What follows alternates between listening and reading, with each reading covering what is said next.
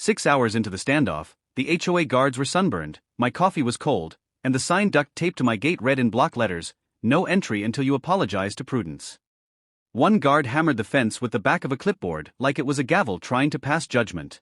The other one read from a script in a monotone voice, "Sir, per Juniper Crest Directive 14C, you must say I'm sorry for causing Miss Holbrook's breakdown." I stood there watering my azaleas with the garden hose and asked them politely if they needed sunscreen. They didn't laugh. Mein Name ist Ethan Corbett. I do quiet database work for a hospital. The kind of job where you fix problems nobody knows existed until they're solved. My wife Mary calls me conflict avoidant, and honestly, she's not wrong. We moved to Juniper Crest Preserve for Peace, the brochure's promise of curated serenity.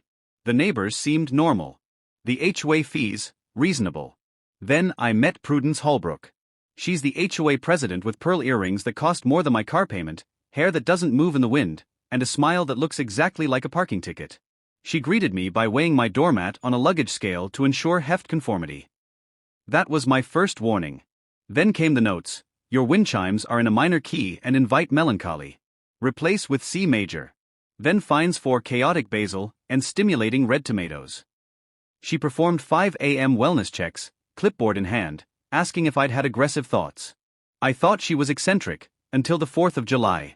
Mary and I were in our yard, watching fireflies with sparklers, when Prudence stormed in to confiscate them for combustible vibes.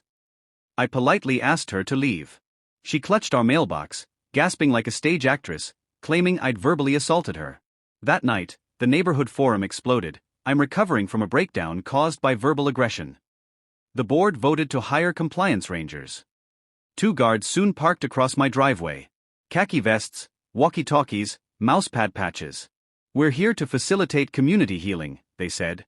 They blocked my landscaper, intercepted my mail, and waved laminated detainment authorizations, signed by Prudence, complete with clip art scales of justice.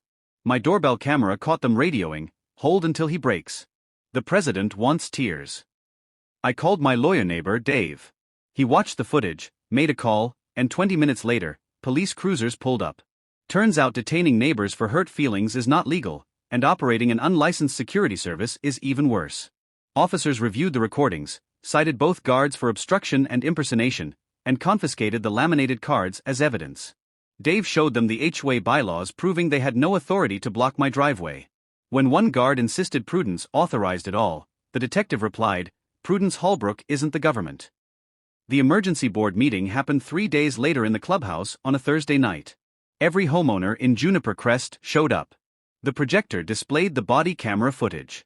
You could hear one of the rangers reading Prudence's text aloud, "No apology, no driveway. Keep him there all day if you have to."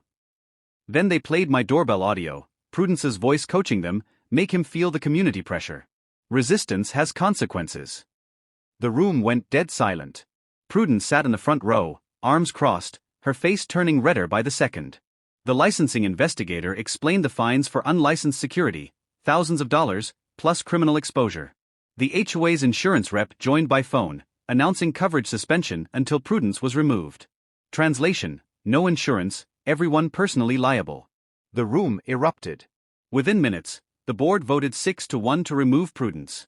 She was the only no vote, grabbing the gavel shouting, "This vote is invalid." The vice president had to take it from her.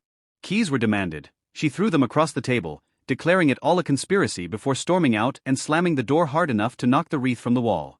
The fallout was swift. Prudence was fined $12,000 personally for the illegal security operation. She was barred from contacting me, ordered to attend a boundaries and boards course, and forced to issue written apologies to 14 families whose mail she tampered with. The compliance rangers lost their contract and their fake badges. The security firm shut down under investigation. Prudence stood in the parking lot after that meeting with her car keys in one hand and her phone in the other, staring at nothing while the other board members filed past her in silence. Her pearl earrings caught the light from the parking lot lamps. Someone later told me she just stood there for 20 minutes, not moving, like she couldn't process what had just happened. Her perfect little kingdom had collapsed.